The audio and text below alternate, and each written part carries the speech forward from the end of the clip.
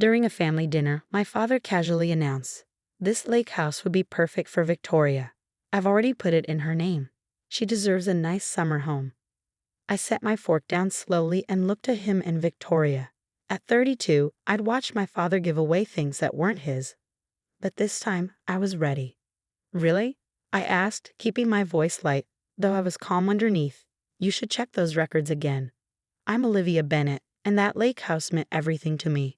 My grandmother left it to me after she passed 5 years ago. I spent every summer with her, helping in the garden and fixing the dock. The house had been in our family for generations, filled with memories. Victoria, my father's wife of 3 years, had wanted the house from the start. At 28, just 4 years younger than me, she married my father, who was still grieving my mother. He fell for her act completely. "What do you mean, check the records?"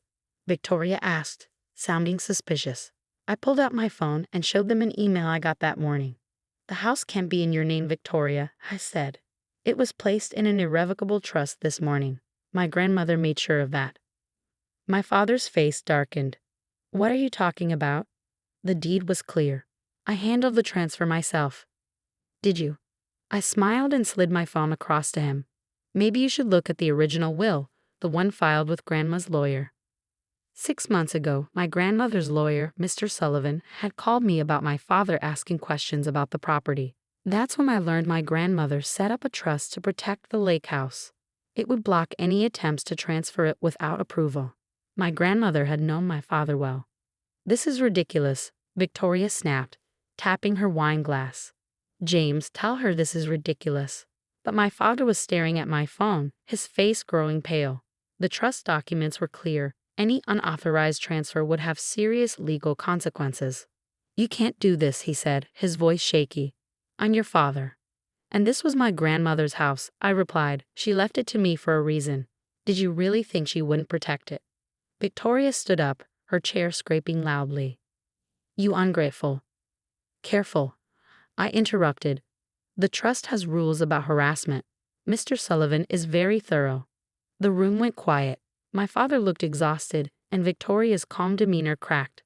"The renovation plans," she mumbled. "The contractors are starting next week." I took a sip of water. "You'll need to cancel those. Any changes need permission from the trust administrator." I smiled. "That would be me." My father started to speak, but I raised my hand. "There's more. The trust keeps records of every attempt to transfer the property in the last 6 months, including talks with real estate agents about potential buyers." I got their attention. Victoria turned pale. When my father sank deeper into his chair, I asked, "You've been trying to sell it?" Though I already knew the answer, Mr. Sullivan's investigation had uncovered everything, even before he supposedly transferred it to Victoria. "That's interesting," I added, "since you knew Grandma left it to me to keep it in the family." "We were just exploring options," Victoria said quickly, but her voice lacked confidence. "For the future, you know, property values are rising."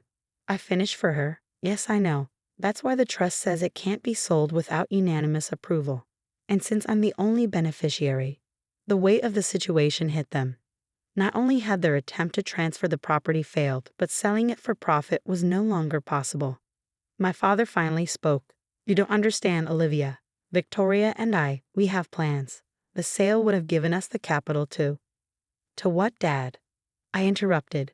"Fund another one of Victoria's business ventures, like the boutique that closed after 6 months, or the yoga studio that never opened." Victoria flushed with anger. "How dare you? James, are you going to let her talk to me like this?" But my father was still reading the trust documents, reality sinking in. He had lost, not just the lake house, but their plans for a big profit. I stood up, gathering my things. "The trust administrator, that's me, will conduct a property inspection next weekend. You'll need to remove any personal items. After that, the security codes will be changed." "You can't just," Victoria started. But I cut her off. "I can, and I will. Grandma made sure of that. She predicted this and had Mr. Sullivan set up the trust to stop it." I walked to the door, then turned back for one last point. "Oh, and Dad, you might want to check your email. Mr. Sullivan sent over some documentation about your use of power of attorney. He thinks there might be some irregularities." The look on their faces was unforgettable. But this wasn't about revenge, it was about protecting what was mine, what Grandma entrusted to me. As I drove home, I thought about the summers I spent at the lake house, helping Grandma in the garden, listening to her stories. She taught me more than just gardening. She taught me to stand up for myself and protect what mattered. Sometimes, Olivia, she once said as we watched the sunset from the dock, the best defense is being prepared. People will try to take what isn't theirs, but they can only succeed if you let them. She was right, and now, thanks to her foresight, the lake house would stay where it belonged, with someone who truly valued it. My phone buzzed with a text from Mr. Sullivan. Everything go as planned. I smiled, replying, exactly as Grandma would have wanted. The lake house was safe, and all the memories it held. Some victories are the ones you prepare for long before the battle starts. The fallout was swift. The next morning, my phone flooded with messages, angry texts from Victoria, pleading voicemails from my father, and confused inquiries from family friends who had expected to use the lake house for summer vacations. I forwarded everything to Mr. Sullivan, adding to his documentation. "They're getting desperate," he said during our morning call. "Your father tried to schedule an emergency meeting with me. He claims there's a mistake in the trust documents." "Was there?" I asked, knowing the answer. "Your grandmother didn't make mistakes, Olivia, especially when it came to protecting what mattered." Later, I drove to the lake house, needing to see the damage myself. When I arrived, I was heartbroken. The garden Grandma had lovingly cared for was dug up, likely for Victoria's modernization plans. Construction materials were piled near the dock, and a dumpster sat full of original house fixtures. As I took photos of the damage, a car pulled up. Victoria got out, looking frantic. "You have no right to be here," she snapped, striding toward me in heels. "James and I already paid the contractors. We have plans." I lowered my phone, making sure the pictures were backed up. "Actually, you're the one with no right to be here," I said. "The security company has been instructed to treat unauthorized entry as trespassing." "Trespassing?" She laughed, but there was hysteria in her voice. "I'm James's wife. This is our summer home." "No, it's my property," I said, "held in a trust established by my grandmother. And those contractors, they've been told that any work without authorization will result in legal action." Victoria's face turned red with anger. "You think you're so clever, don't you? You have no idea what you're doing. James and I had wealthy buyers lined up. This could have set us up for life." "Set you up, you mean?" I corrected her. "Just like you thought marrying my father would set you up. How's that working out for you?" She stepped toward me, pointing a finger. "Everything was fine until you interfered. We had plans that would have benefited everyone." "Everyone except me," I said calmly. "And everyone except my grandmother, who wanted this place preserved, not torn down." "Your grandmother is dead," Victoria spat, "and you're living in the past, clinging to this old house like it's some shrine." The words stung, but I stayed calm. "You're right, I'm preserving this place, not just because of the past, but because of what it represents." Just then, another car arrived, my father. He stepped out slowly, looking older and more defeated than ever. "Victoria," he called, his voice tired. I stopped in my tracks, eyeing her with a mixture of disbelief and determination. The nerve of her, to waltz in after everything that had happened and try to manipulate us once again. "You've got to be kidding me," I said, not bothering to hide the bitterness in my voice.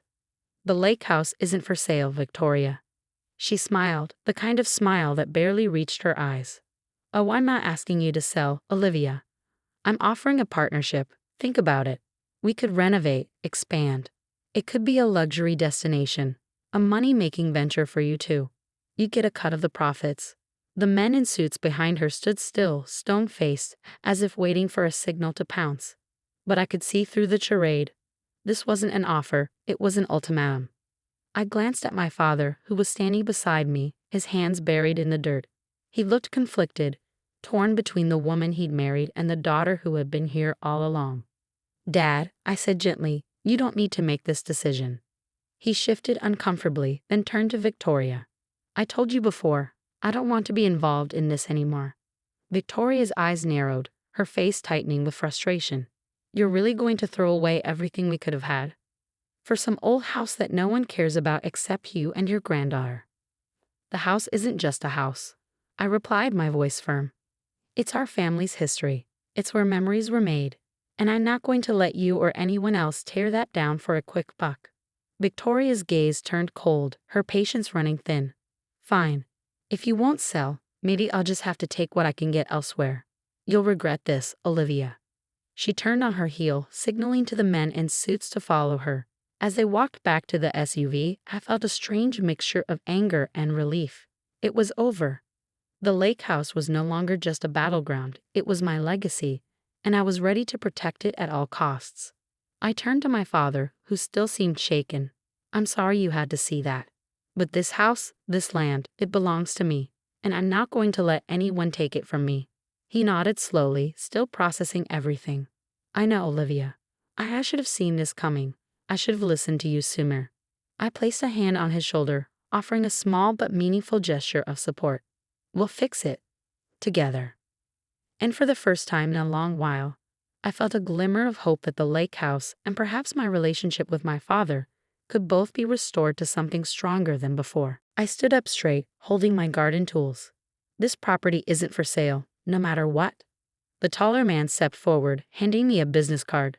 Maybe we can talk about this inside. Our offer could surprise you. No, I said firmly. The trust doesn't allow any sale. It's not up for discussion. Victoria's calm attitude cracked. You stupid sentimental fool. Do you have any idea how much money you're throwing away?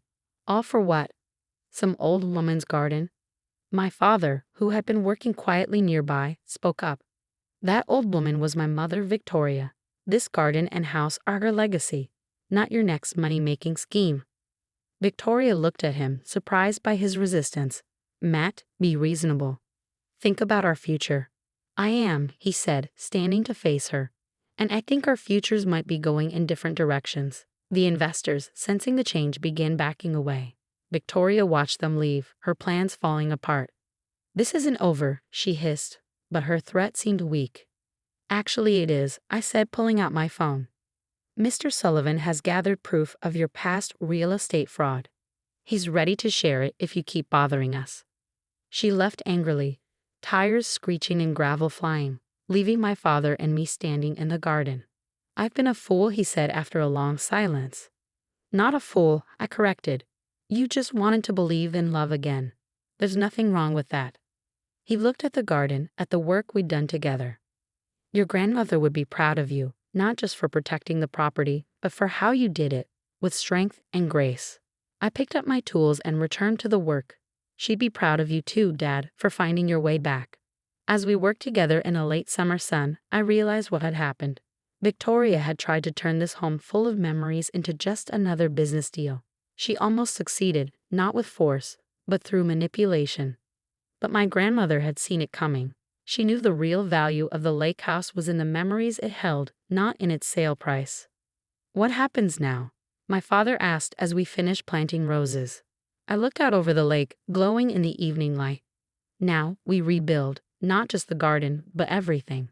He nodded, understanding I meant more than just the physical property. Trust, like gardens, takes time and care to grow back strong. Standing there, surrounded by new growth, I knew we were on the right path.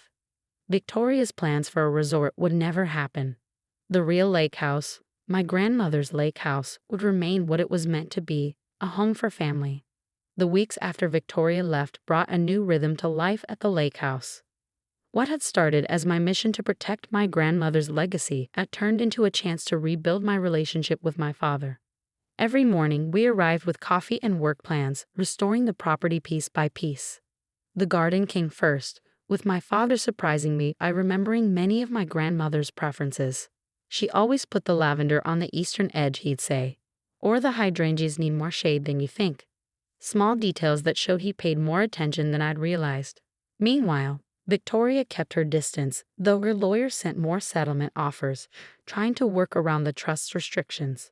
She's running out of options, Mr. Sullivan told me during a call. The investors she promised the property to are demanding answers, and she made big promises based on buying it. Not my problem, I said, watching my father work on the old dock. No, it's not, Mr. Sullivan agreed. But be ready for more. People like Victoria don't give up easily. He was right. A week later, Victoria tried again, approaching my father directly. I watched from the kitchen window as they stood by the edge of the property, her expressions shifting between pleading and threatening. My father stood firm, shaking his head. When he returned to the house, his face was serious. She wanted me to contest the trust, he said. Said if I claimed your grandmother wasn't of sound mind when she made it, we might have a chance to overturn it. A chill ran through me. And what did you say? I told her it was over, he said, sitting heavily at the kitchen table. I filed for divorce. The words hung in the air. This wasn't what I had wanted when I first confronted them about the lake house. I just wanted to protect my inheritance, not break up my father's marriage. Dad, I didn't mean. This isn't your fault, Olivia, he interrupted. Victoria and I. What we had wasn't real. Not on her side. I was just a way for her to get properties and connections. Mr. Sullivan found proof of her past scams, I admitted. I didn't tell you because I thought it would hurt too much. He nodded, unsurprised. I started looking into her after that day with the investors. Turns out I'm not the first man she's done this to. He tried to smile. I'm just the latest. We sat in silence for a while, the peaceful sounds of the lake outside. What now? I finally asked. Now, he said, looking around at the half-restored kitchen, we keep rebuilding the house and everything else. Later, we sat on the repaired dock with glasses of my grandmother's lemonade, watching the sun set over the lake. The garden was coming back to life, and the house was slowly returning to its original charm. Your grandmother once told me something I didn't understand, my father said. She said houses have souls like people, that they remember who loved them and who didn't. I smiled, hearing her wisdom in his words. She used to tell me that too. That's why this place always felt so special, because our family filled it with love. I forgot that for a while, he admitted. Got caught up in Victoria's ideas about money. Stopped seeing the soul of this place. But you see it now, I said, recognizing the change. He nodded. I see it, and I'm grateful you fought to protect it, even when that meant fighting me. A car pulled up the driveway, interrupting our moment. Mr. Sullivan stepped out, holding a folder. Good news, he said. Victoria has officially dropped all claims. The trust stands. As he explained the legal details, I looked at my father. The tension that had been there since the beginning had finally lifted. He looked more like the father I remembered, present and at peace. The lake house was safe, just as my grandmother had intended. But more than that, we were healing. In fighting to protect her legacy, I had unexpectedly found my father again.